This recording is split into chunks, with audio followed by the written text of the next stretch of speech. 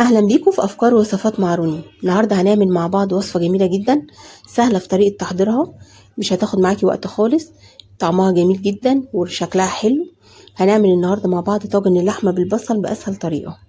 تعالوا نشوف الطريقه مع بعض. هجيب حله احط فيها سمنه واحطها على النار لحد ما تسخن كويس جدا. بعد كده احط اللحمه ومش هقلبها خالص لحد ما بتاخد لون من تحت، وبعد كده ابتدي اقلبها عشان ما تنزلش الميه بتاعتها.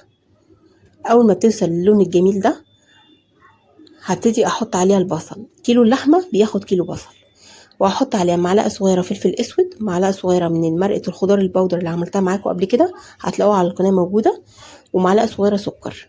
هبتدي اقلبهم كويس جدا مع بعض. وبعد كده هبتدي احط الميه، احط كوبايه واحده، احط شويه شويه الميه علشان ما زودش منها كميه السوائل فيها. اول ما بتتبخر الميه شويه هبتدي احط كوبايه تاني لحد ما بتستوي خالص، بتبقى بالشكل ده. هبتدي انقلها في طاجن فخار، وبعد كده ادخلها الفرن على ارضيه الفرن من تحت، تستوي على درجه حراره 220 من 20 دقيقه ل 30 دقيقه بالظبط. بيطلع معاكي بالشكل الجميل ده. قد ايه جميل وشكله حلو جدا وريحته جميله وطعمه جميل جدا، واللحمه نفسها دايبه مستويه كويس قوي. شايفين؟ دايبه جدا.